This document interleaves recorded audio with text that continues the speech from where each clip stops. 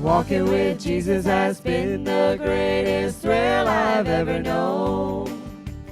Guiding my footsteps as I travel on this road toward home.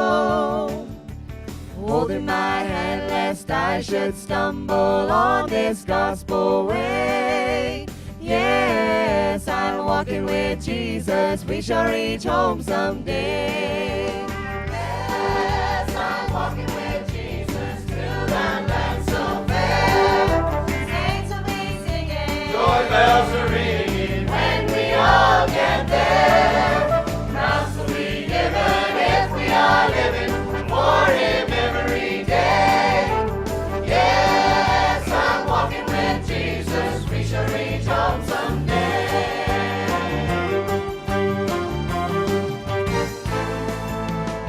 If you're tired of this road you're walking, look to Jesus today. He, your load of sin will carry, guide you all the way. Then with joy your heart can sing as you go on life's way. Yes, I'm walking with Jesus, we shall reach home someday. Yes, I'm walking with Jesus to that land so fair. Saints will be singing, joy bells are ringing when we all get there. Crowns will be given if we are living for Him every day. Yes, I'm walking with Jesus, we shall reach home someday. I'm gonna keep walking and keep talking and keep singing in Jesus' name. I'm gonna keep believing and receiving everything that He has for me. Crowns will be given if we are living for Him every day. Yes, I'm walking with Jesus. Yes, I'm talking with Jesus. Yes, I'm walking with Jesus. We shall reach home someday.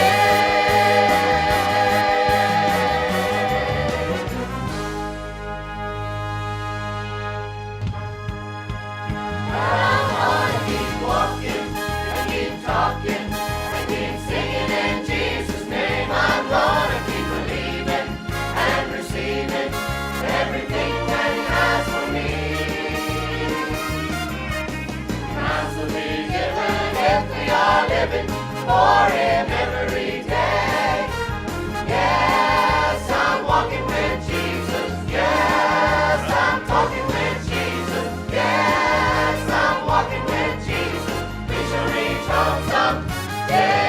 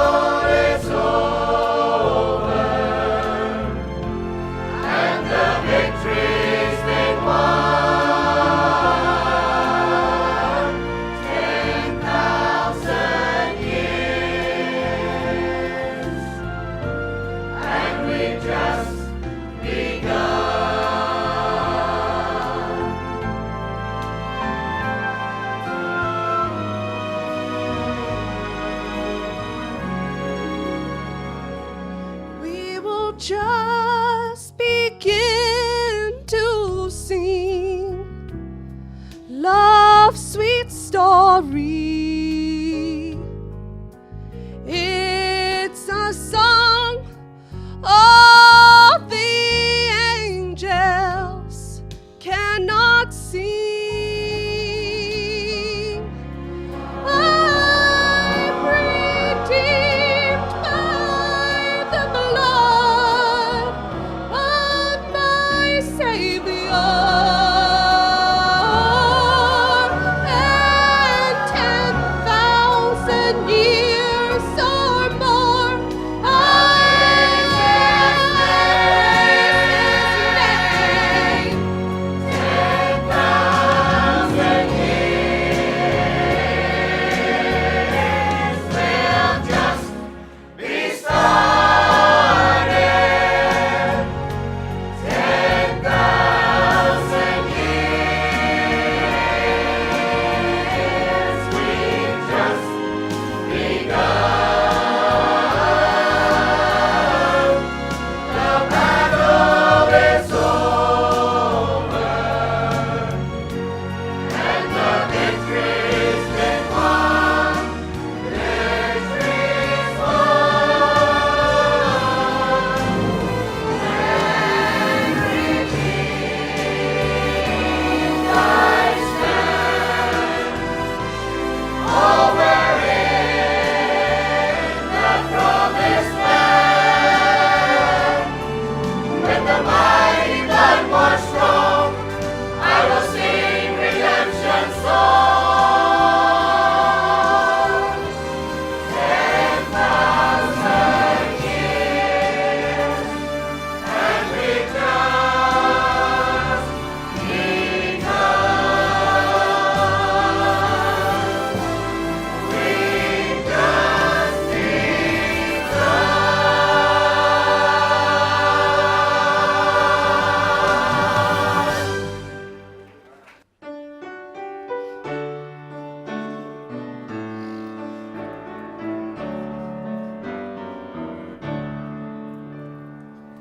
I care not today what tomorrow may bring, if shadow or sunshine or rain. The Lord I know ruleth o'er everything, and all of my worry is vain. Living by faith, yes, living by faith, in Jesus above, in Jesus above, trusting confiding in His great love, yes, in His great love. From all I'm safe in His sheltering arm, His sheltering arm. I'm living by faith, I'm living by faith, and feel no alone,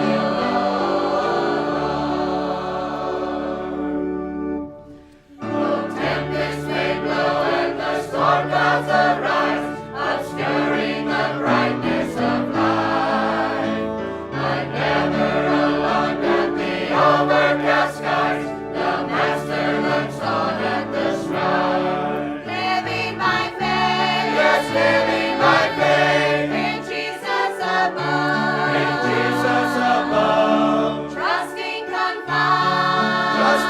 confiding in His great love, yes, in His great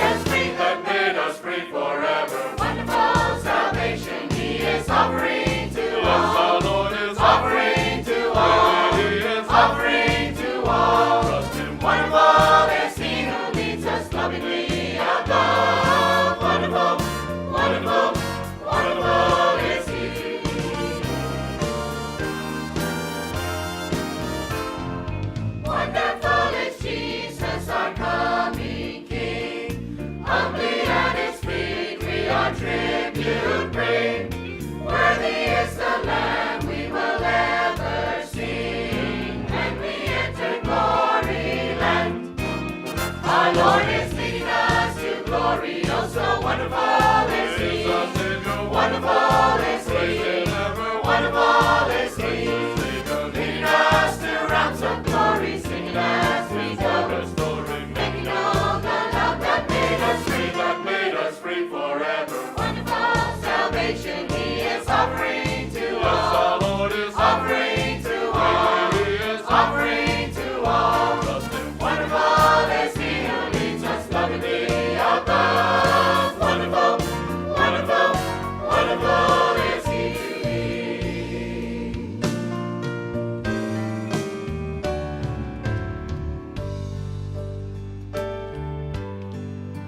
My wonderful Lord, my wonderful Lord, by angels and seraphs in heaven adored, I bow at thy shrine, my Savior divine.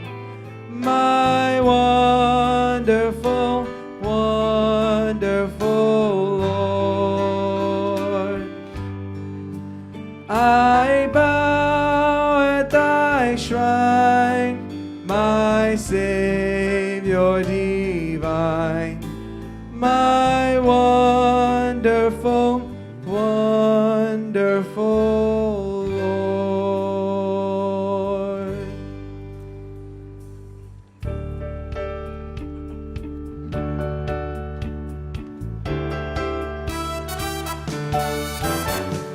Wonderful, wonderful, Jesus is to me. Counselor, Prince of Peace, mighty God is He. Saving me, keeping me from all sin and shame. Wonderful is my Redeemer, praise His name.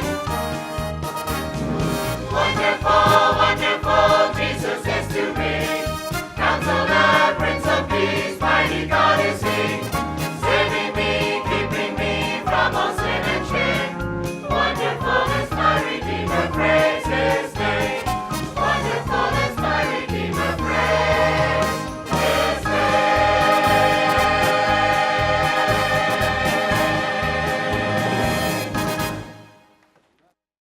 Thank you, choir. Good evening, everybody. Wonderful, wonderful is He. It's good to have everyone out tonight. Those that might be watching over the internet, it's good to have everyone joining us tonight. Stay with us. I'm sure you'll be blessed from the word and the music tonight. At this time, turn in the Redemption Songbook to number 439. 439, My Jesus, I Love Thee. We're going to sing it to a little different tune than we normally do, but all the words are the same.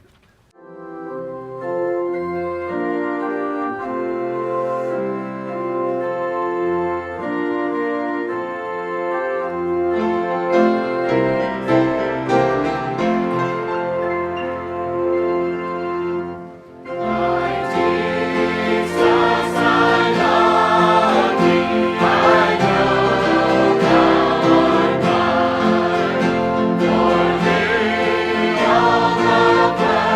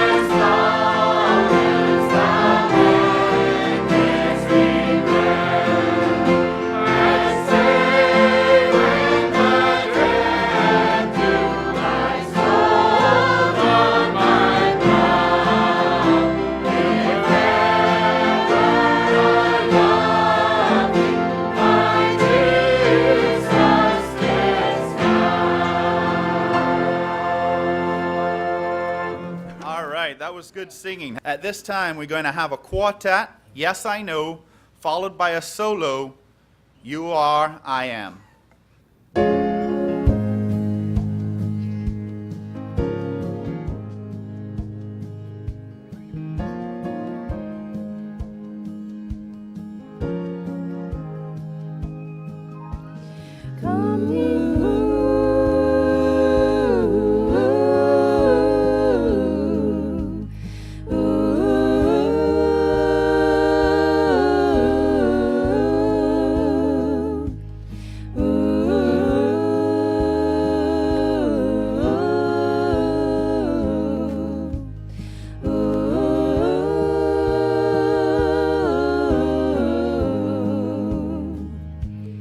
Come ye sinners,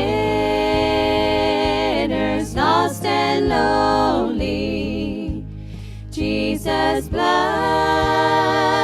can make you free, for he saved the worst among you when he saved a wretch like me. And I know, yes I know, Jesus' blood can make the vilest sinner clean. And I know, yes I know, Jesus' blood can make the vilest sinner clean. To the faint he giveth power, through the mountains makes a way, findeth water in the desert, turns the night to golden day. And I know, yes I know,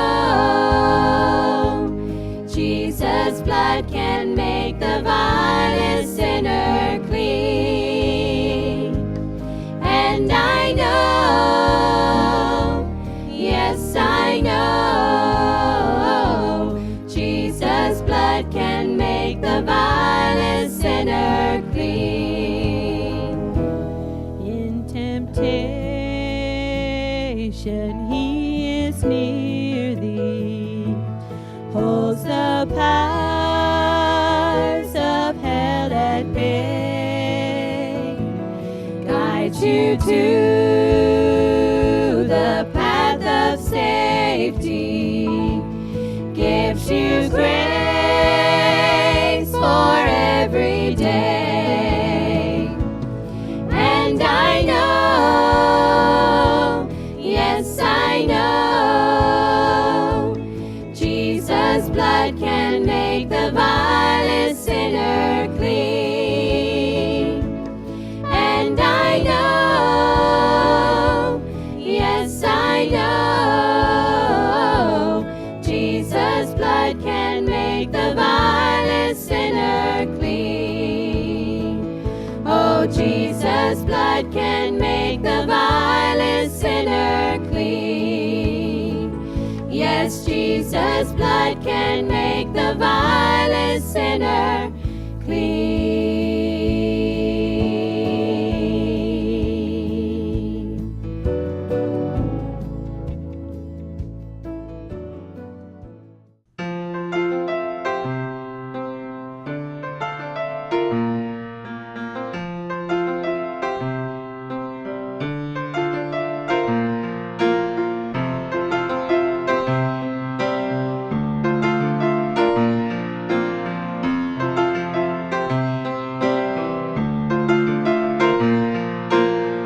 I've been the one to shake with fear and wonder if you're even here. I've been the one to doubt your love.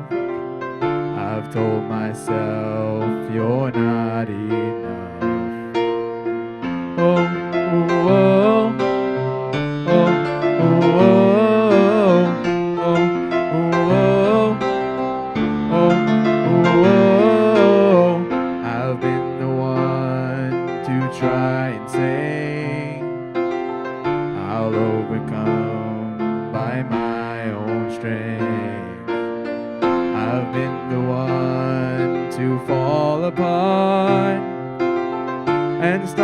question who you are.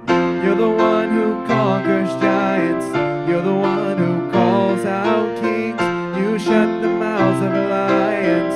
You tell the dead to breathe. You're the one who walks through fire. You take the orphan's hand. You are the one Messiah. You are I am. You are I am.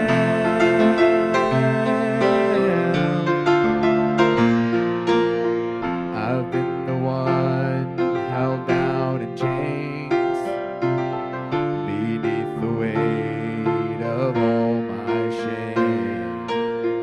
I've been the one to believe that where I am, you cannot reach.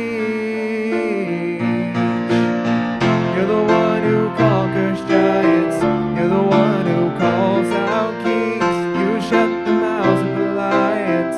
You tell the dead to breathe. You're the one who walks through fire. You take the orphan's hand. You are the one Messiah. You are I am. You are I am.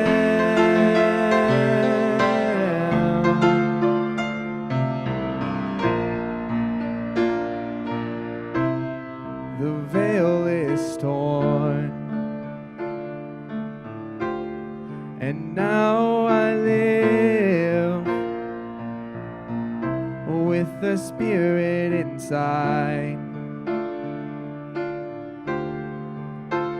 The same one, the very same one who brought the sun back to life. Hallelujah, he lives in me. Hallelujah, he lives in me. Hallelujah, he lives in me. Hallelujah, he lives in me. You're the one who conquers giants. You're the one who calls out kings. You shut the mouths of lions. You tell the dead to breathe. You're the one who walks through fire. You take the orphan's hand. You are the one Messiah. You are I am. You are I am. All right. Thank you, quartet, and also solo. All right. At this time, we're going to turn to number 400. Number 400, when we all get to heaven. What a day of rejoicing that will be.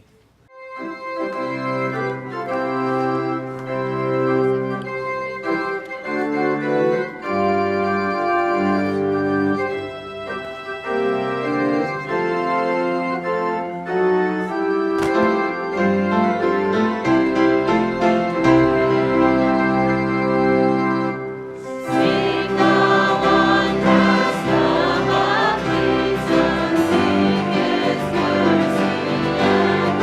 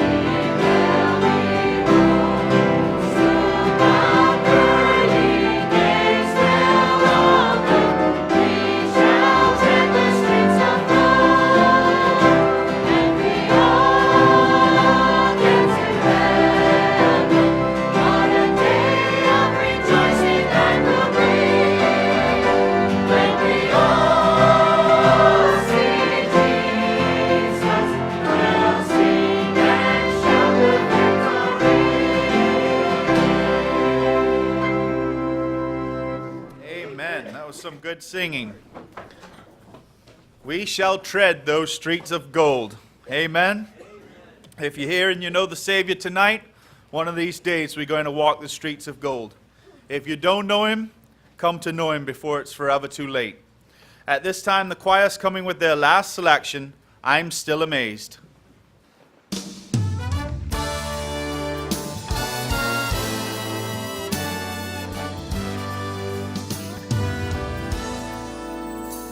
I've never got over that I am not under the bondage of sin anymore. And I'm still amazed that Jesus would pay a debt I could not afford. And I've never got past that I'm free at last from the sin that made me a slave. And I still feel as much as when you first touched me, oh yes, I'm still amazed. I'm amazed to know how far God would go to set the lost man free. I'm still in awe that He gave it all for no sinner like me.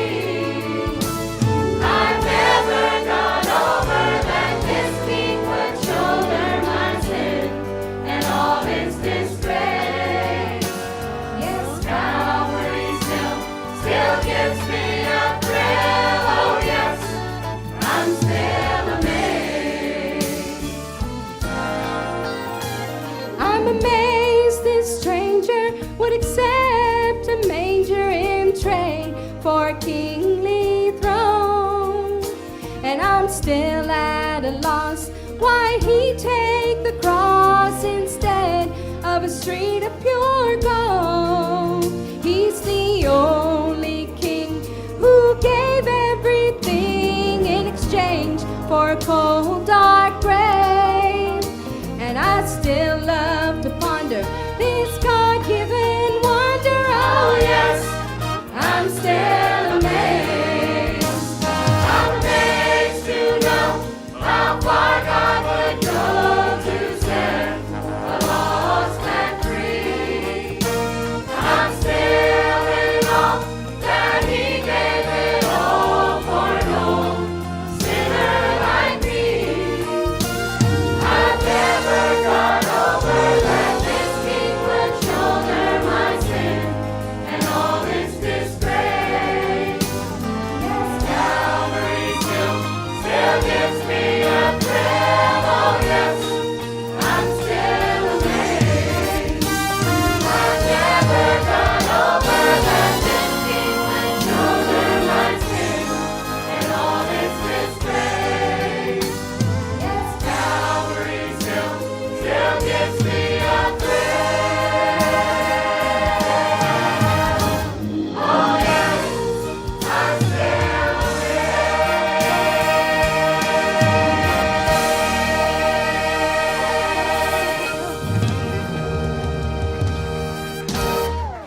Amen. Thank you, choir. If you're here tonight and you know the Savior, we should be amazed of all that He's done for us by taking our place on that cross. At this time, we're going to call on our brother Jeff for whatever the Lord has laid upon his heart. Brother Jeff. Luke chapter 15. I don't know if you ever noticed Luke chapter 15 comes before Luke chapter 16. In case you hadn't noticed it, if you read through 15 and 16, before you get to the chapter that describes hell in the most vivid of terms in 16, you have the chapter that describes God's desire for man to be saved in chapter 15. So when we come to chapter 15, we're going to get three different stories in a parable form from the Lord to tell us His desire for man to be saved. One is going to remind us of the Lord Jesus in the shepherd hunting a sheep. The other is going to remind us of the Spirit of God in the woman that is seeking the silver. The other one will remind us of God the Father as the Father waits for the return of His Son. So in this parable you start out with 1 in 100. Then you go to 1 in 10. Then you go to 1-to-1. And what happens in this chapter is it begins to show us the desire of the heart of God for man to be saved, and it begins to narrow it down. I was thinking today, and it's kind of off a little bit, but I was thinking if I was talking to my wife, sweet talk, I said, honey, there's only been 100 women in history out of the millions and billions of women, and I wouldn't trade you for one of them. Ain't been but 100 like you, and I want you. Then you say, oh, that's not good enough. Then you go, it's 10-to-1, right? Baby, I could compare you to all the most beautiful, wonderful women in history. You're among the top 10, and I wouldn't trade you for one of them. But then you say, honey, if I went all the way back to Eve, and you was here, I'd take you over Eve. And you see how that, you ladies, is just, you're swooning. Men, if you're going to use this, you wait, okay? Wait till they forget it's been said. But you see how it gets more and more personal, right? And it gets more and more. If I tell my wife, you're one of 100, yeah, right. You know, might blush a little bit. 1 out of 10, sure. 1 out of 1, you're a liar. But she'd still like it, you know. And the Lord is trying to get our attention as he describes these things. Now, the first two things he uses are impersonal. They have absolutely no ability to respond. And he's showing us all how God is reaching out to the lost. Because the silver can't respond, the sheep can't respond, but the only person you can find that can respond is the Son. Now, there's a couple of other things I want to point out before we get into it. There are 2 sons in this story, right? We find out in verse 29 that they both live in a structured household. The father in this particular parable is a very structured man. Because one of the sons, the son who says he stays in the house, says, I've always done your commandments and I've always done what you wanted. But you never killed a fatted calf for me. So when this son in this story that we're going to look at leaves, he's leaving a very structured household. Now, in the first part, the Lord Jesus is among the Pharisees, and they're blaming him for receiving sinners and eating with them. So he says to these religious people, he said, what man of you having 100 sheep, if he lose one of them, does not leave the 99 in the wilderness and go after that which is lost until he find it? And when he had found it, he layeth it on his shoulders, rejoicing. And when he comes home, he calls together his friends and his neighbors, saying unto them, rejoice with me, for I have found my sheep which was lost.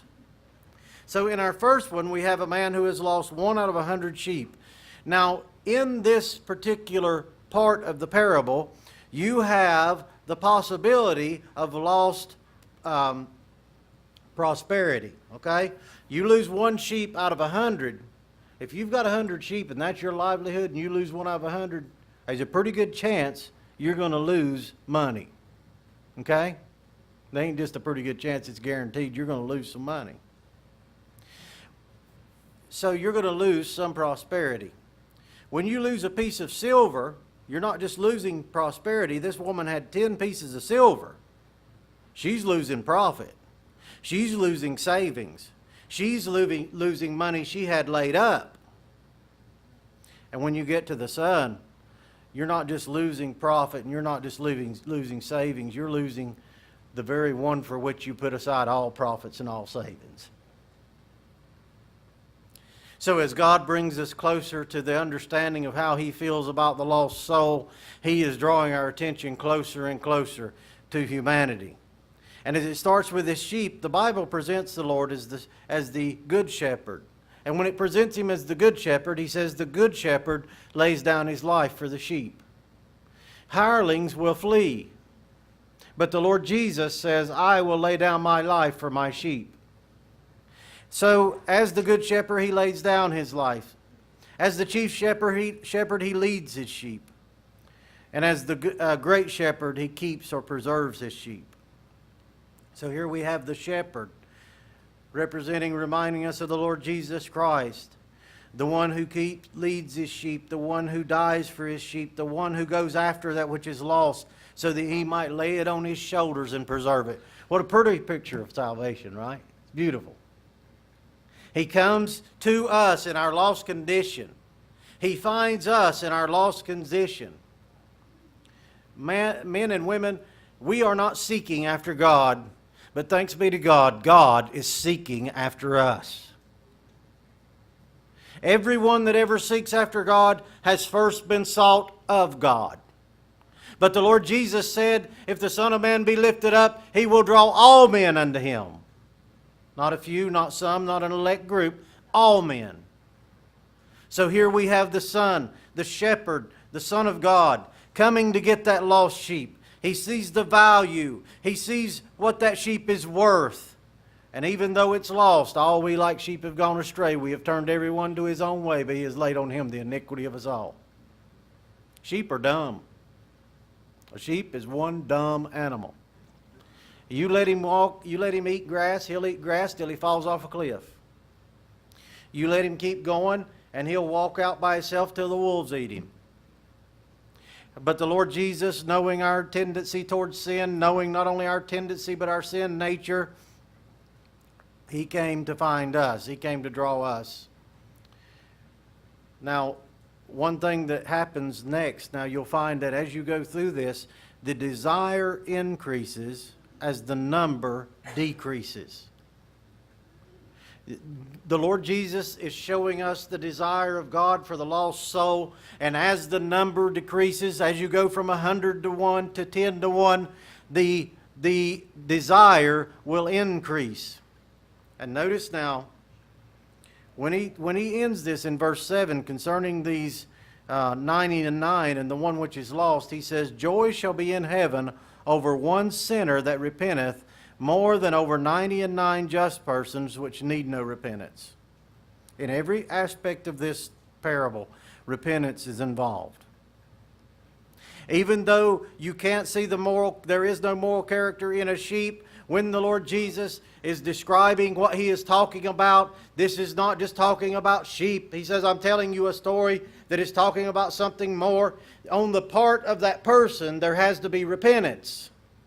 What is repentance? It is turning to God from idols to serve the living and true God.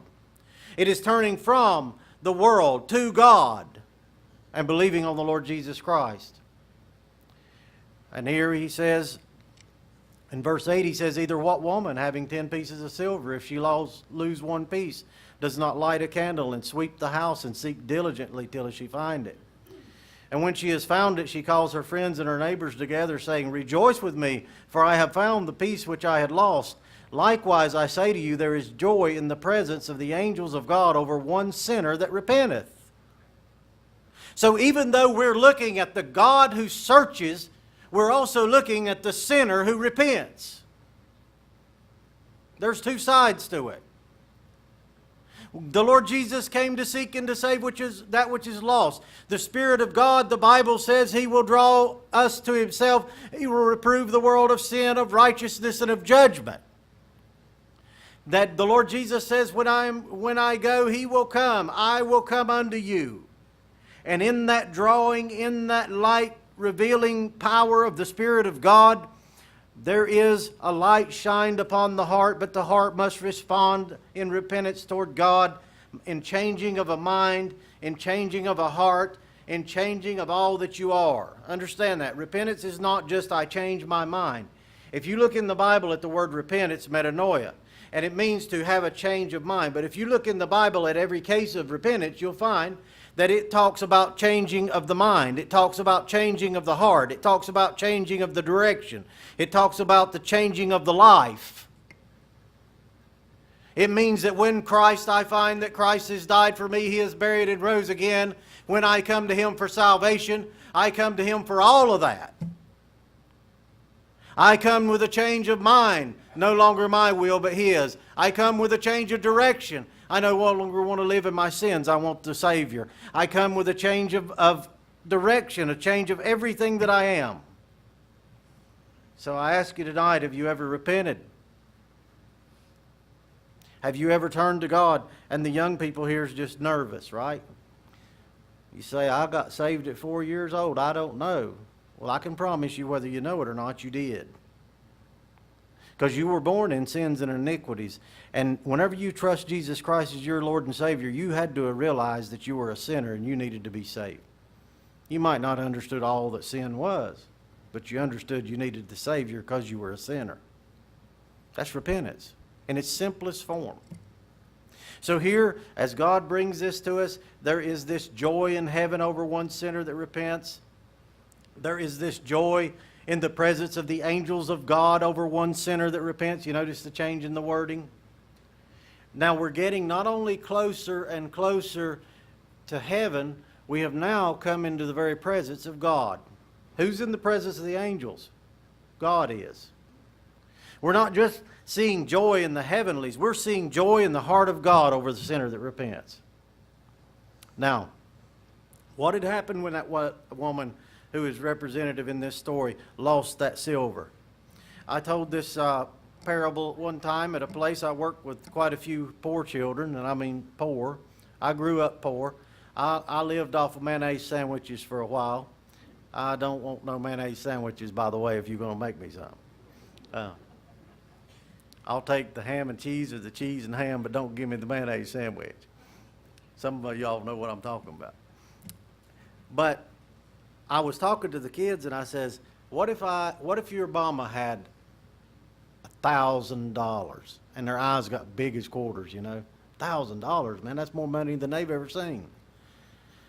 I said, what if she lost $100? What would she do?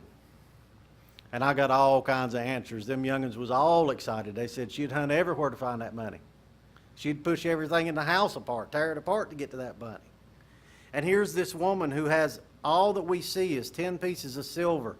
And she is searching everywhere. She has the light out. She's searching the corners. She's sweeping. She's going into the baseboard. She's looking everywhere that she's been. She is searching diligently till she find it. The Spirit of God all the time, every day, at every moment, and even now, is searching diligently for that lost soul. He is shedding light on you and on your heart and on your sin and on the Lord Jesus Christ and His death for you and His burial for you and His resurrection for you, so that you will know and come to Him for salvation. And God in heaven rejoices when somebody repents and trusts Christ as their Savior. And then he says, and we went from a parable now, he says a certain man had 2 sons. I'm not sure this is a parable. Because he said he's changed now. He went from a parable to a certain man had 2 sons. He said a certain man had 2 sons, and the younger of them said to his father, Father, give me the portion of goods that falls to me. And he divided unto them his living. Not to the one son, but to both the sons. So why does the other son get so upset when this son comes back? They both got the living divided to them. You know, the other son is bitter about, I've lived under your commandments. I've done what you say. But I've stuck it out. When this son comes back, this son is an honest-to-goodness, rebellious son. But he's not going to live at home in his rebellion. He's going to go out into the far country in his rebellion. There's a certain amount of honesty to this boy. I'm not saying it's a bad thing that the other son stayed at home, but this son, he wanted loose, so he got loose. The bad thing about it is when he took his father's inheritance, he took what his father had worked all his life for. He took what his father had laid up and sweat and bled and cried for, so that these children could have this as their inheritance. And when this boy tells his father, I want what comes to me now, he's saying, it's just as well you were dead. I don't care for your life. I don't care for what you've done. I don't care for what you've laid up. I don't care for your labor. I don't care for the house over my head. I don't care for the food you've put in my belly. I don't care what you've done. Give me what belongs to me. Now, folks, we live in a self-centered generation. And I have found one thing as a parent. I know why people don't give their inheritance to their kids whenever they get out of the house. They will blow it. I give them a car, right? Every one of my children, I've tried to give a car. It ain't a new car. It's going to be an old beater. Don't never give a kid who moves out of your house a new car. That's just ignorant. Okay, you might as well burn the money. I try to give them an old beater. You got to learn how to drive, and you got to hit a few people before you figure it out. And so I give them this, and I found out that none of them seem to appreciate that first car. But buddy, when they buy their second car, they get to appreciating it. And here this son says, "Listen, I just want what comes to me," and he gathers it all together in a few days, and he wants out from under this daddy's domineering hand. He wants out from under these rules and regulations, and he packs up and he leaves and he takes his journey to a far country. He don't want word to his daddy he don't want to hear it. He don't want the neighbors talking about it. He wants out of this life. He wants away from all this. He wants to move as far away as he can so he ain't got to get word back to his pops. Hey, y'all, listen to what your son's doing. He don't want daddy coming back to him trying to correct him. He don't want none of this. He goes into this far country and he begins to party and waste his substance with riotous living. Now the Bible says riotous living here. Whenever he comes home, you know what his brother says? It says he wasted it on harlots. Yeah, but you know what? It don't say he wasted it on harlots here. His brother assumed that. So what's his brother thinking? You know, we can sin with our actions, but we could also sin with our minds. That brother just assumed if I'd have took my half out there, you know what I'd have done with it? I'd have got out there with the harlots. This boy goes out in the party scene and he's having a good time. And he's wasting all the substance with his riotous living. And what happens? He spent it all, and there arose a mighty famine in the land, and he began to be in want. One thing about departure from God, one thing about being away from God is there's always a famine in that land. If you do not know Christ as your personal Lord and Savior, if even as a Christian go out into the world to live in sin, you're going to find out that out there in that world there's a famine. There's a famine for the Word of God. There's a famine for peace. There's a famine for food for the soul. There's a famine for the true answers to life. There's a famine for everything that you truly and really need for life and for godliness. The world does not have the answers. The far country does not have the answers. The party scene does not have the answers. But Christ does.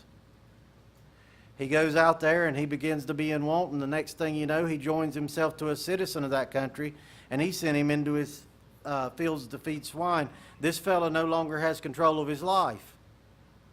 That's the thing about sin, isn't it? The prophet will tell us that they pulled sin, as it were, with a cart rope. You know what's great about pulling something with a cart rope? When you're going uphill, that cart rope is nice to have. It's better than trying to pull a piece of wood that's going to hurt your shoulder. That cart rope is great. But buddy, when you top that hill, you wish you didn't have that cart rope in your hand, because that cart's going to run right over you. And when God describes sin in man, He's saying, men and women and children, you think you could go in a life of sin, and you think that you got it under control, and you think that you've got it beat, and you think you've got it packaged up nice and neat. But when you top that hill, one day you're going to top that hill. And when you go over that hill, you're going to find out that you've got sin by a cart rope, and that sin's going to run all over you. And that's what this boy found out. He lost control of his life, and as he's out there, he said he would eat pig's feed, just anything to fill his belly up. It doesn't have to be filling. It doesn't have to be nutritious. Just something to stop the pain in my belly. I don't have to know that this is physically meeting my needs. I don't have to know that this is taking care of my problem. I just got to have something to fill this void. Is that a description of the life of sin or what? How many of you How many out there right now?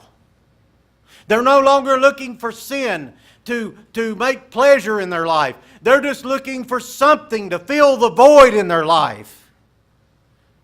And God is the only one that can fill that void. He can satisfy what fleshly lust can never satisfy. And here this man goes out there and he's wanting that, and nobody would give it to him. Where's all his buddies? He's broke. They ain't no buddies anymore. You can find all the friends you want to get high with when you got the money. They get mighty scarce when you run out. And here he finds himself alone, and he comes to himself, it says in verse 17, and he says, how many hired servants of my father's have bread enough and to spare, and I perish with hunger? He looks back at his father's house and he says, they have more than enough to eat. He doesn't say his son, my brother. He says the servants. He's not thinking in terms of, I'm going back to be a son. I wish I was a son. He's thinking about the slaves in the household. And he's saying, the slaves has got it better than I got it. When the Bible calls me a bondslave of Jesus Christ, I can tell you right now that it's better than you got it if you don't know Christ as your Savior, though you be a free man in your mind. Because you're truly in bondage to sin. And here he says, I will arise and go to my father, and I will say, I've sinned against heaven and before thee, and am no more worthy to be called thy son. Make me as one of thy hired servants, right? Here's the thing about getting saved. You can have all this in your head. You can know you're wrong. You can know you're a sinner. You can know it's better in the Father's house. You can know what you got to do to get right with the Father. But if you don't do what you got to do to get right with the Father, you can die and go to hell with the full knowledge of your sin and of Christ's death, burial, and resurrection for you, and perish for eternity. Thanks be to God, this young man does not stay there. He knows, and he says, I see what's wrong, and he says, I will arise, and then it says, and he arose. Praise God, he arose. And he goes to his father, and he says to his father, I have sinned against heaven and in thy sight, and am no more worthy to be called thy son. He now appreciates what it means to be a son. Then the father gives him the ring and the cloak, and he becomes the son once again. He apprehends what it means to be a son. Folks, the Father never left the house, because God will never compromise His holiness for my sin. But God is ready to receive every sinner that will come to Him by faith, because Christ has died and paid for your sin and for mine. Trust Him this evening. I'm going to close with that, a word of prayer here. Father, we do thank you for your Son, our Lord Jesus Christ. We thank you for your great love to us, and that while we were sinners, Christ died for us. We thank you that your word says that He bore our sins in His own body on the tree, that He was made sin for us who knew no sin, that we might be made, constituted the righteousness of God in Him. So, Father, we pray for that soul even now that is sitting here thinking, sitting out there thinking, should I? Would I? That they would quit thinking about it and do it and trust you as their Savior. Trust your Son. Father, again, we give you thanks for the Lord Jesus. In His name we pray. Amen.